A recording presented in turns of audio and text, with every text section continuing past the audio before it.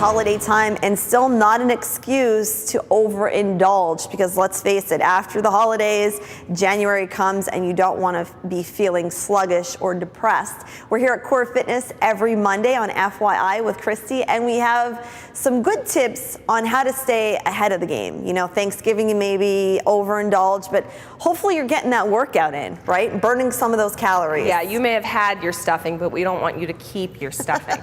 So, as we had said before, the average woman may gain between 5 and 8 pounds over the holiday season, and although Thanksgiving is gone, you still have holiday parties coming up with friends, family, work, etc. And so we want to just talk about what you can do at those parties to avoid unraveling all of the work that you did. Let me ask you this. True or false? Some people do this. Should people eat before they go to a party? Yes and no. Okay. That is one of my suggestions. I suggest that you do have a small snack before a party, but obviously something that's high in fiber or protein. We want to avoid like the processed refined carbs and sugars and all of that sort of thing. So you don't think you'll overeat if you eat before you go to the party? I don't. Okay. If you make healthy choices, no, and you're mindful of the reason that you did it. Okay, so don't just eat because you're bored. I mean, a lot of times we just pick on things because we're bored. Yes. You have to really ask yourself, am I really hungry for this? What time is it? It's 8 o'clock, it's 9 o'clock at night. What am I doing activity-wise at 8 or 9 o'clock at night that I need this sort of indulgence that I'm putting in my body? Okay. So you have to watch definitely the clock when you're eating and drinking. So when you get to the party, first of all, you will have gotten your workout in first thing in the morning, right? Yes, no excuses. So get up. don't have an excuse. Get up an hour early, do something, turn on some music, dance, anything, any sort of activity.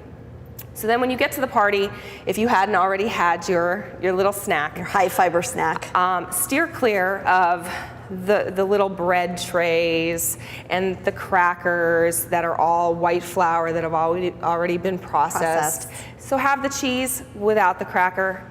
Have the shrimp, have the fruit. Have the shrimp, definitely the protein. Very lean, there's hardly any calories in that at all. It's a great source of protein.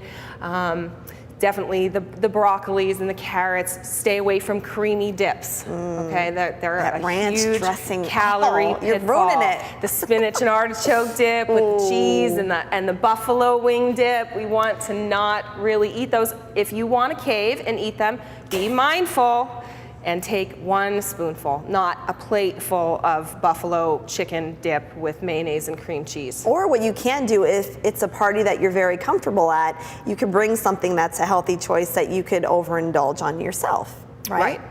You can do that as long as you bring enough to share. I think that would be a polite thing. Not just for you. So then when it comes to the drinking aspect, these are calories that kind of go in that we don't see, we don't think about, but they add up. Okay, so try to avoid drinking an entire bottle of red wine by yourself. Try to stay a party with crusher, isn't she? If you're going to drink a hard alcohol beverage, try to steer with the clear alcohols, the dark rums and things like that. They tend to give you hangovers. So definitely the vodkas and the gins, and mix those with seltzer. Don't drink them straight or drink them with a sugared beverage.